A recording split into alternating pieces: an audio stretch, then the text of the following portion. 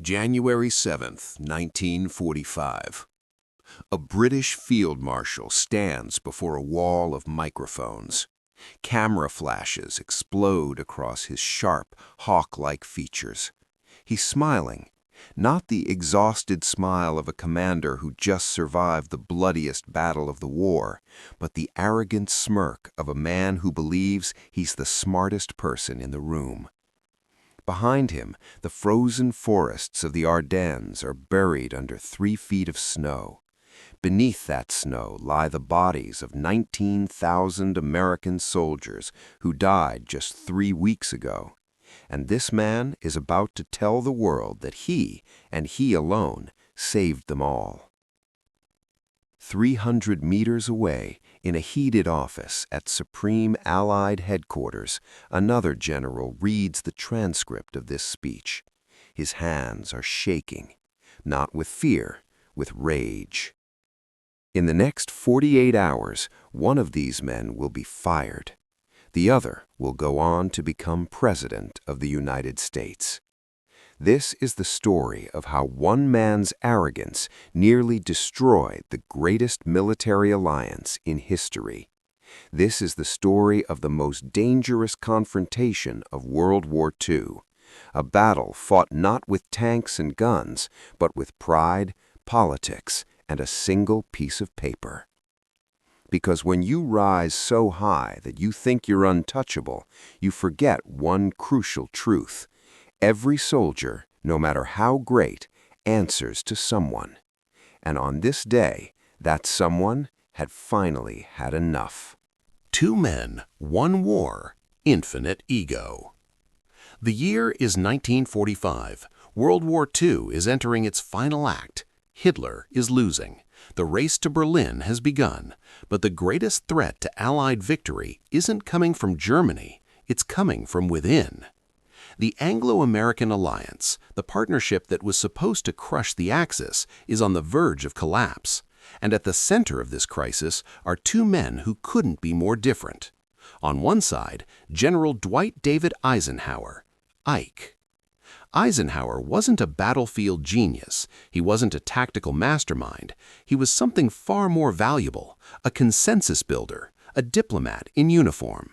His genius lay in keeping a massive, ego-driven coalition from tearing itself apart. The British wanted glory, the Americans wanted recognition, the French wanted revenge, everyone wanted credit, and Eisenhower's job was to keep them all working together, even when they hated each other. He viewed war as a team sport. You win together or you lose together. On the other side, Field Marshal Bernard Montgomery, Monty. The hero of El Alamein, the man who defeated Rommel in North Africa, Britain's most celebrated commander, a tactical perfectionist with a methodical mind and an unshakable belief in his own brilliance, and a narcissism so profound it left everyone around him speechless. Montgomery didn't view war as a team sport. He viewed it as a solo performance where he was the star and everyone else, especially the Americans, were supporting actors who should be grateful for the privilege of serving under him. He openly called Eisenhower a strategic amateur, a nice guy who should stick to logistics and let the real soldiers handle the fighting. In meetings, Montgomery would literally suggest that Eisenhower hand over command of all ground forces to him, essentially asking his superior to demote himself. In Washington, American politicians despised Montgomery. Winston Churchill had to constantly intervene to save him from being fired. But Eisenhower always protected him, believing that Monty's tactical skills were worth the headache. The deal was simple.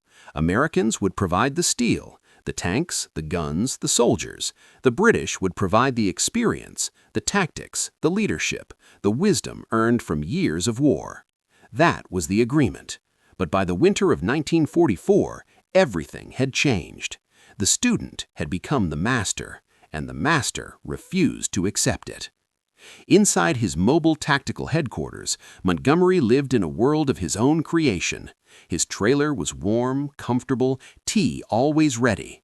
On the walls hung portraits of enemy generals he had defeated, including Rommel himself. He would study the maps of the Western Front and see only one thing: American incompetence. General Omar Bradley's forces were spread too thin. Patton's aggressive tactics were reckless gambling. Eisenhower's broad front strategy was amateurish and destined to fail. In Montgomery's mind, he was the only man capable of winning this war. He wrote letters to his superiors in London describing the Americans as hopeless without his guidance. He wasn't being malicious. He genuinely, truly believed it. This was the danger of Montgomery. He operated from a place of absolute certainty. He believed he was indispensable.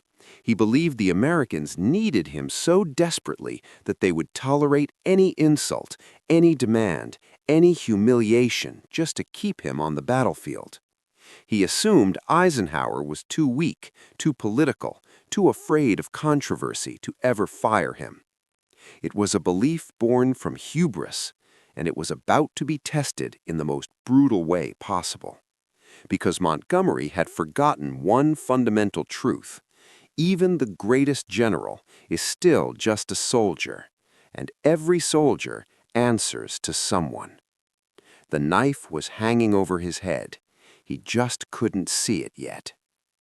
December 16th, 1944. Dawn breaks over the Ardennes forest.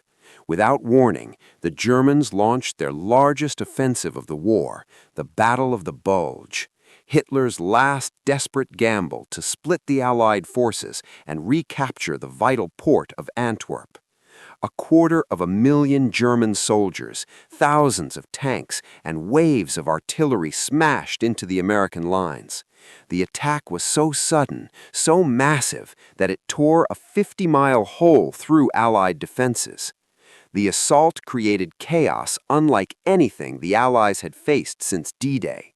American units were surrounded, communications were cut, roads were blocked, and most critically, the German advance physically separated General Omar Bradley's headquarters in the south from his two massive armies, the 1st and 9th in the north. Bradley commanded 200,000 American soldiers that he could no longer reach. The command structure had broken down completely. Eisenhower stared at the map in his war room. The situation was desperate, and he had to make a decision that went against every instinct he had. He had to give those 200,000 American soldiers to Montgomery.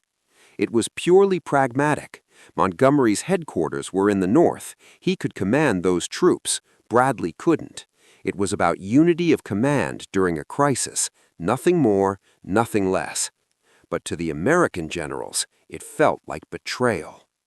When the order came down, Omar Bradley felt like he'd been punched in the gut. Giving his men, his soldiers, to his British rival, it was humiliating. It felt like a demotion. George Patton was even more direct. He called it treason. He paced his headquarters like a caged animal, demanding to know why they were handing American boys over to that son of a bitch. But they obeyed, because they were soldiers, because it was war. In Montgomery's mind, he was the only man capable of winning this war. He wrote letters to his superiors in London describing the Americans as hopeless without his guidance.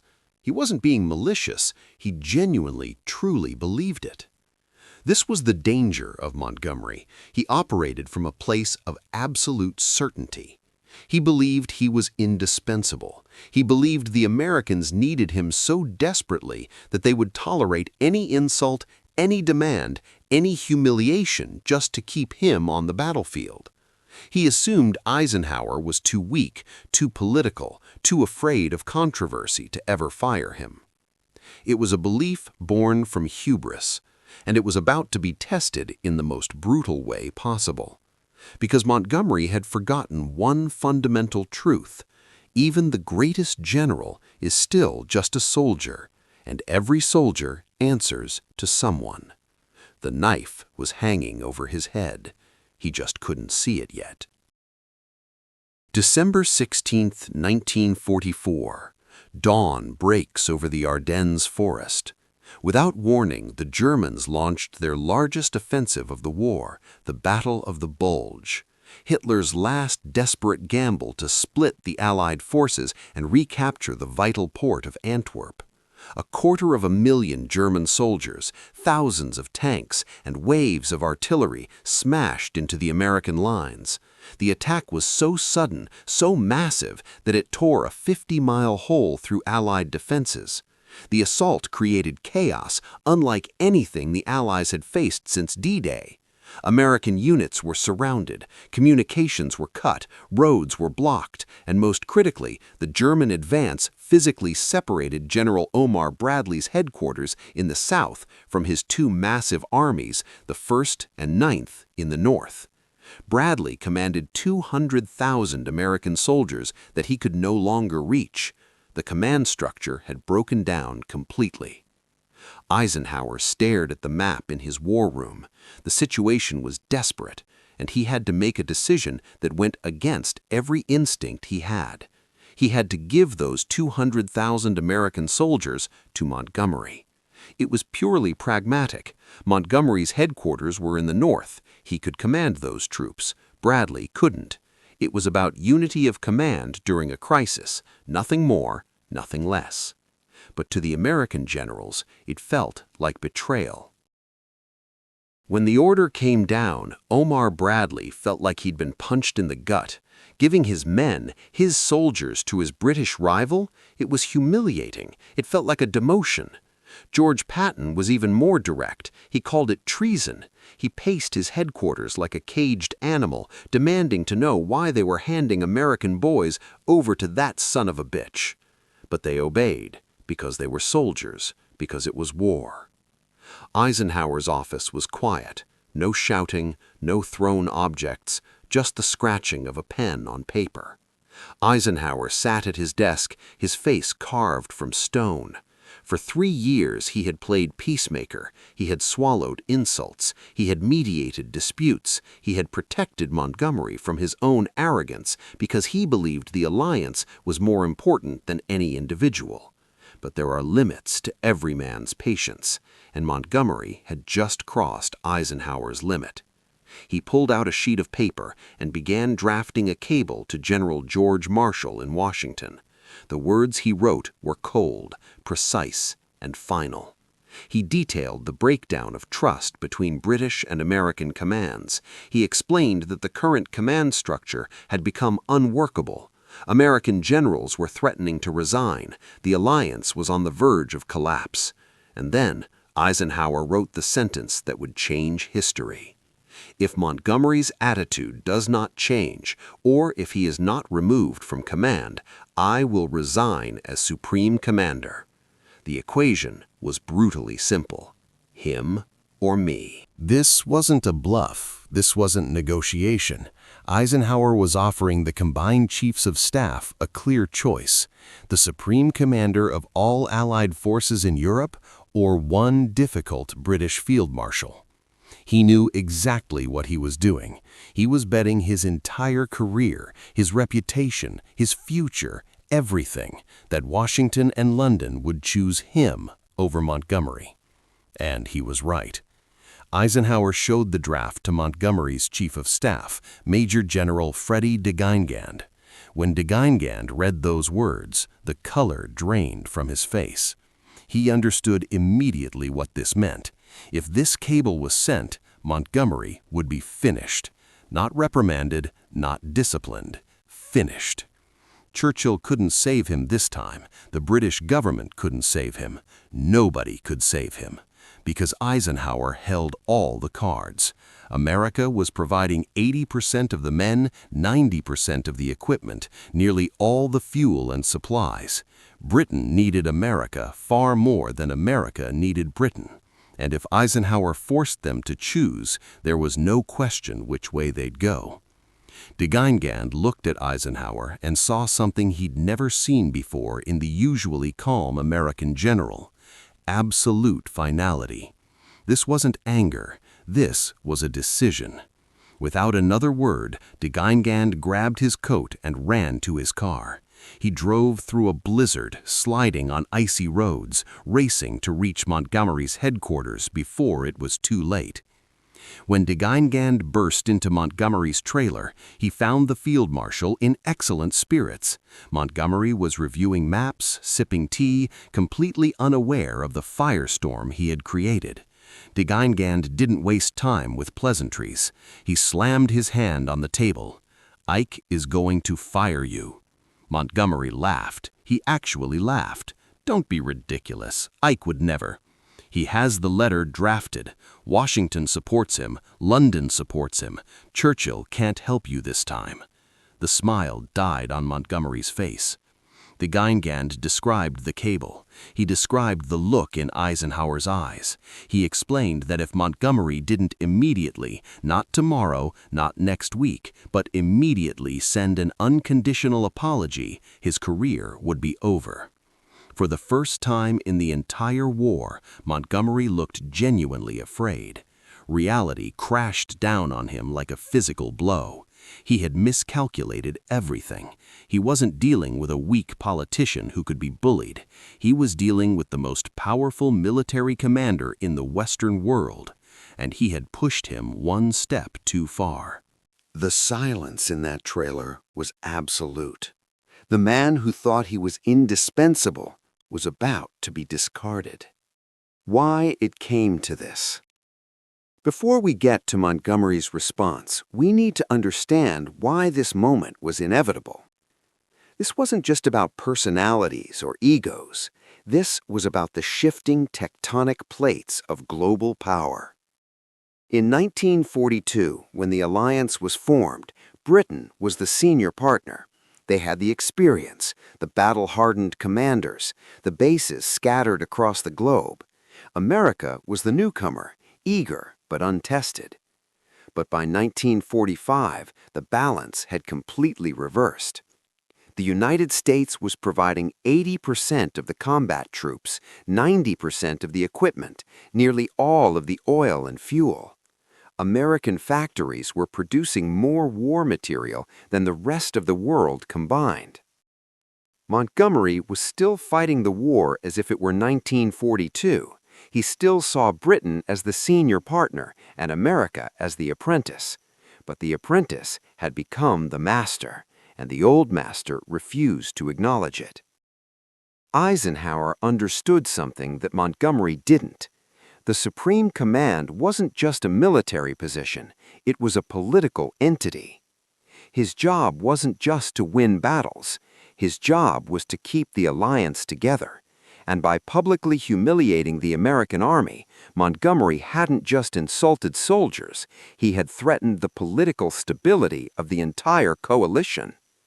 He had forced Eisenhower to choose between his own countrymen and his British ally. And when that choice was forced, there was only one answer Eisenhower could give. Montgomery had treated war like chess, a game where only the tactical moves mattered. Eisenhower understood that war was a human endeavor, where morale, trust, and respect were just as important as tactics and strategy. Montgomery could move the pieces brilliantly, but he had forgotten a crucial fact. He didn't own the board. The next morning, a letter arrived on Eisenhower's desk. It was written in Montgomery's own hand. It wasn't arrogant, it wasn't demanding. It was complete, total, unconditional surrender. Dear Ike, I am distressed that my note may have upset you. I have given you my complete and absolute confidence. You have the right to direct operations as you see fit. I am your very devoted subordinate. He promised to do whatever Eisenhower wanted, without question, without complaint. He signed it, Your very devoted servant, Monty. It was the most humiliating moment of Montgomery's life. The great field marshal, hero of El Alamein, had to beg for his job. Eisenhower read the letter without expression. He didn't gloat, he didn't celebrate his victory. He simply nodded, took the firing order he had drafted, and placed it in his confidential files. He sent a reply accepting the apology, but the tone was cool, professional, distant. The crisis was over. The press was told that all was well. The alliance held, but the friendship was dead.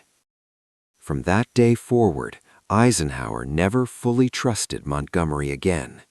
Their relationship became purely functional, professional, but cold. Eisenhower began leaning more heavily on Omar Bradley, giving the Americans the leading role in the final push into Germany. When the crucial Rhine River crossing came in March 1945, Eisenhower gave the Americans priority. Montgomery was allowed to stage his own elaborate crossing, Operation Plunder, but it had little strategic significance. The Americans led the race to Berlin. The Americans got the glory. Montgomery was sidelined. But the consequences went far beyond military operations. That moment, that ultimatum, cemented American dominance in the post-war world. It was the exact point where the baton passed definitively from the British Empire to the United States. Winston Churchill knew it. He privately told his staff that Montgomery had very nearly wrecked everything. On Victory Day in May 1945, Eisenhower and Montgomery stood side by side for the cameras. They smiled. They shook hands. The photographers captured the image of Allied unity. But behind closed doors, Montgomery was isolated. He had won his battles, but he had lost something far more important, the respect of the men that mattered. He remained a hero to the British public. Crowds cheered him in the streets, but to the Allied High Command, he was a liability that had been neutralized. He kept his rank, he kept his position, but he lost his voice, he lost his influence, and he never got it back. History remembers the Battle of the Bulge for the frozen forests, the desperate stands, the courage of American soldiers at Bastogne. We remember the tanks grinding through snow and the artillery thundering through winter nights. But the most dangerous battle of that winter was fought with a pen in a warm office. Eisenhower's victory over Montgomery wasn't a tactical victory. It was a victory of character over ego. It teaches us something crucial about leadership, about power, and about hubris. Brilliance is not enough. You can be a tactical genius. You can win every battle. You can be a national hero.